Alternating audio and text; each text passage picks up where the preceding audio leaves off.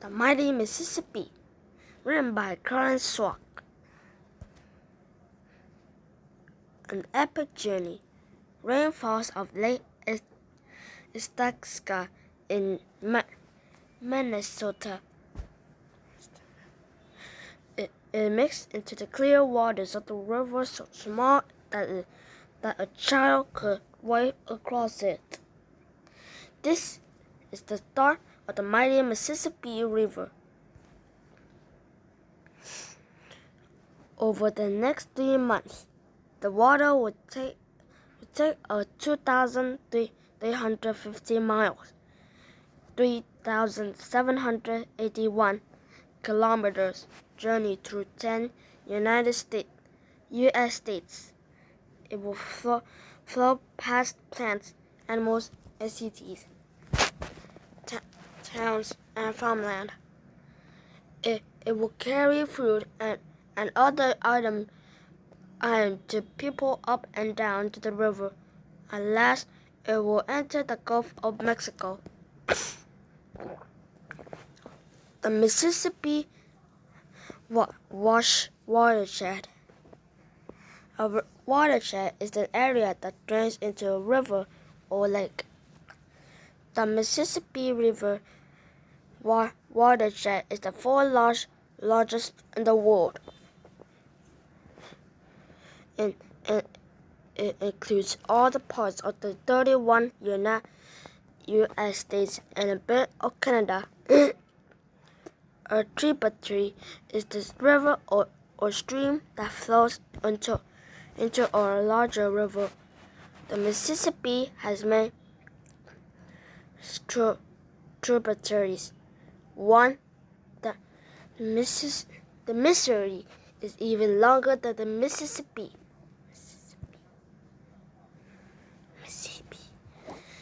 The upper river.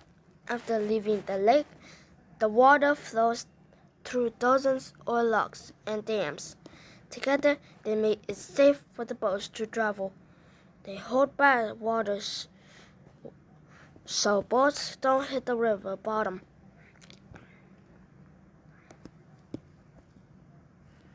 Boats on the part of the river carry corn and soybeans south. Much of the food is shipped around the world. More than 50 types of mammals live along the river.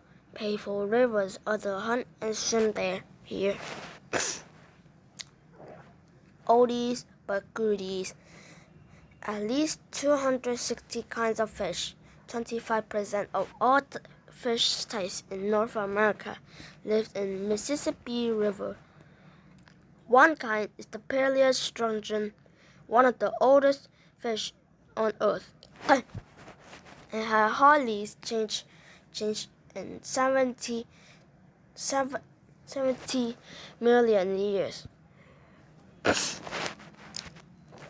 A few miles north is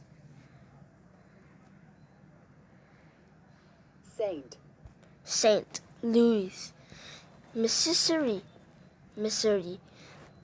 The mighty Missouri River comes from the west.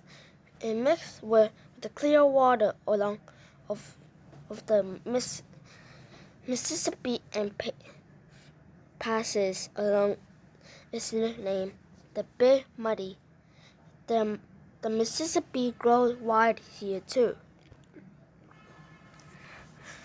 For the next 190 miles, 306 kilometers, the river runs through areas with many wild animals.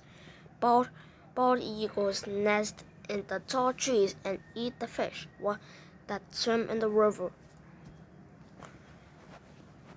The lower river. Next, the Ohio River comes in from the east and joins the Mississippi.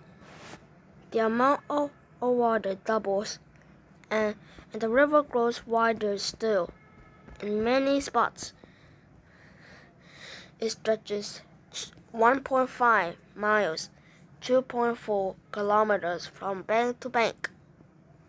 By the time the river reaches Louisiana, the Mississippi is deep enough in some places to cover the Statue of Liberty. Did you know? The lower Mississippi has no dams. It does have a system to contain floods, but some floods are just too big.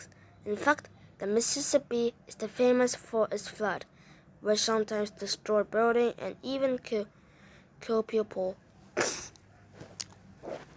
Do you know? The Statue of Liberty is 151 feet, 46 meters tall without her base and pedestal. At its deepest, the Mississippi is 200 feet, 61 meters deep. More or less, the river's depth changes from year to year. Yet the floods are not all bad along the river's banks. The rich soil that the floods leave behind makes good farmland for cotton and grains. Along the lower part of the river, more cities rise up. From Memphis, Tennessee, and New Orleans, Louisiana, boats carry iron and steel, rubber, paper, and wood.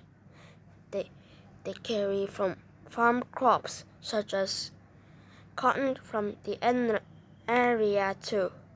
Some items move north back up to the river, and some move further south. Several types of turtles call this part of this river home. So does the American alligator, swimming all summer. Even humans swim in the river sometimes. In the summer of 2002, Slovenian long-distance swimmer Martin Stur swam in the entire length of the river, from Minnesota to Louisiana in 68 days. The mighty Mississippi.